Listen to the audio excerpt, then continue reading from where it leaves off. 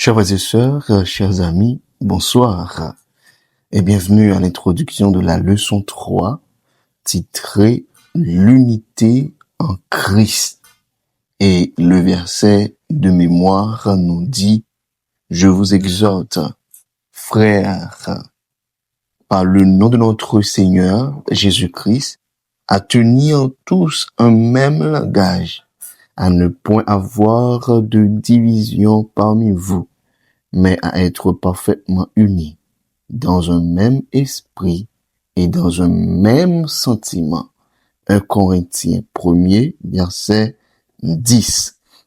Avant d'aller plus loin, mes frères et sœurs, inclinons-nous pour une courte prière. Seigneur éternel notre Dieu, que ton nom soit béni, que ton nom soit loué de maintenant et à jamais. Le moment est arrivé, Seigneur, où nous allons étudier ta sainte parole. Que tu sois au milieu de nous. Au nom de Jésus.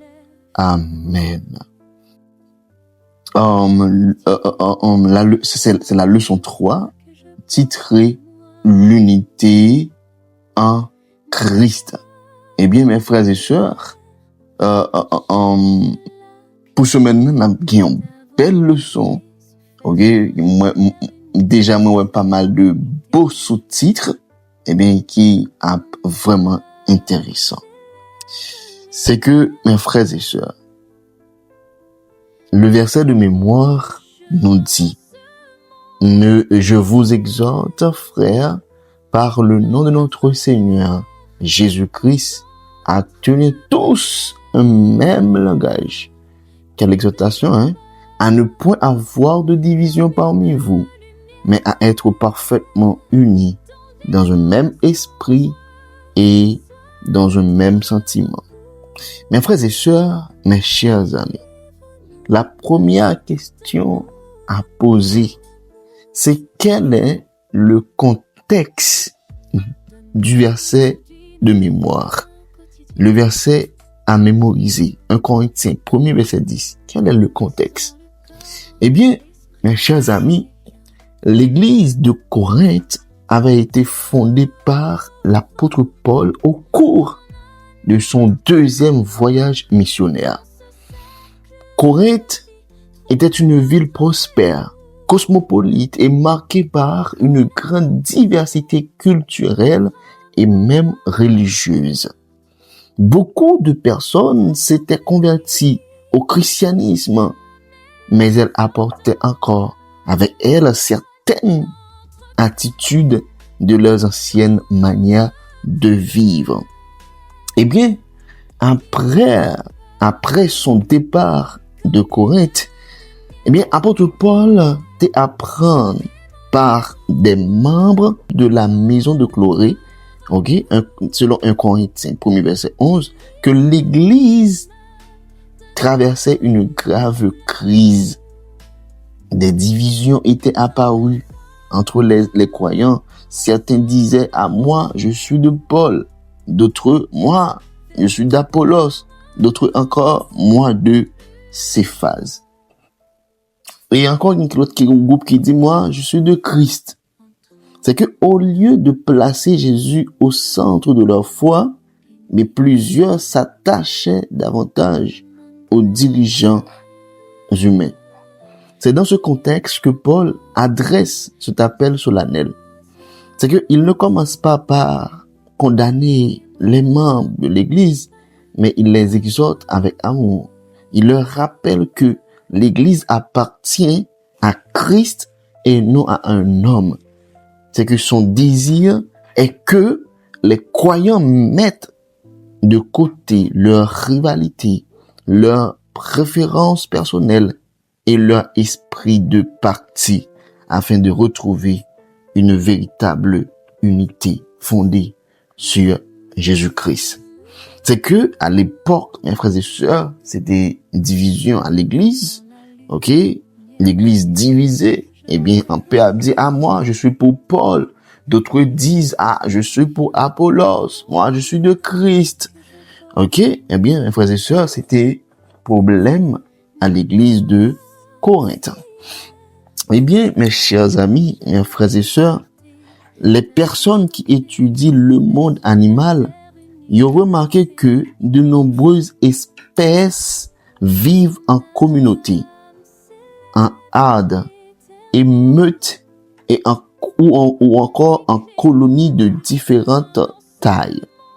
Des loups aux dauphins, sans oublier les fourmis légionnaires. Ces animaux dépendent souvent de la vie collective.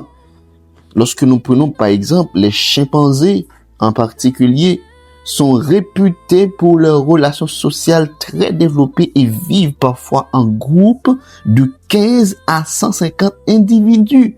Cependant, malgré cette proximité, leurs rapports ne sont pas toujours paisibles et des conflits éclatent parfois entre eux. Eh bien, les êtres humains présentent une réalité comparable. Eh bien, ils vivent eux aussi en société, mais les désaccords et les rivalités surgissent fréquemment au sein de leur communauté. Eh bien, mes frères et sœurs, cette situation n'épargne malheureusement pas nos églises. Il arrive que des groupes se forment autour d'une personnalité influente et que ces différents groupes finissent par s'opposer les uns aux autres. Eh bien, on ne connaît si ça a déjà arrivé ou sont déjà témoins d'une telle situation dans l'église que ou même on persévérer. Côté que l'église divisée, côté que l'église c'est clan, côté que l'église c'est un petit groupe. Eh bien, mes frères et sœurs, si votre situation ou encore votre réponse est oui, mais vous pouvez mieux comprendre les difficultés auxquelles l'apôtre Paul faisait face dans l'église de Corinthe au cours de son ministère. Eh bien, mes chers amis, au cours de cette semaine, nous étudierons les chapitres 1 à 4 de la première épître aux Corinthiens. Côté que Paul a abordé le problème des divisions au sein de l'église, il même encore lui présenter la seule véritable solution. C'est l'unité en Jésus-Christ. C'est que mes frères et sœurs, nous appelés à vivre ensemble.